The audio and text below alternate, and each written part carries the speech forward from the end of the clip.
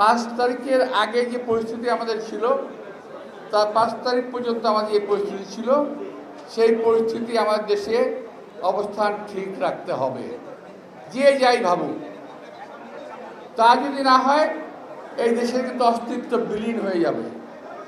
আর এই দেশের অস্তিত্বকে নষ্ট করার জন্যে দেশে এবং বিদেশে বহু চক্র কাজ করছে।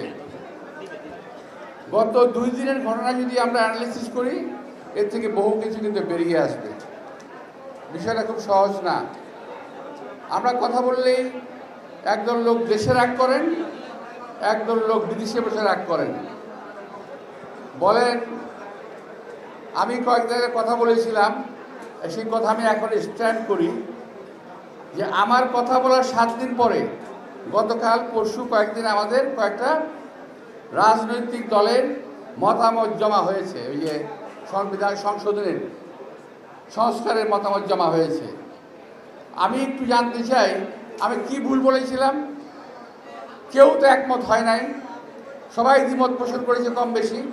আমরা সকলেই অত্যন্ত আন্তরিকতার সঙ্গে সংস্কারের কাগজপত্র জমা দিয়েছি পরীক্ষা নিরীক্ষা করে।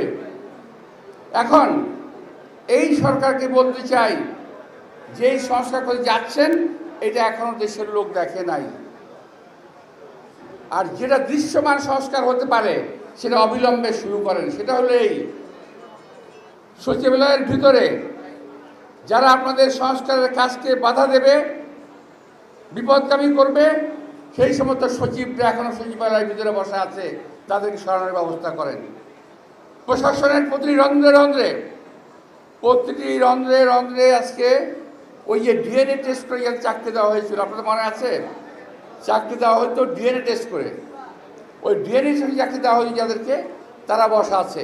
তাদেরকে বাছাই করেন, তাদেরকে শাস্তির আওতায় আনেন।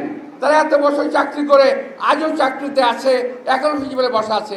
এটা কিন্তু সন্দেহর অনেক অবকাশ রাখে যে সংস্কার বাস্তবায়ন হবে কি না।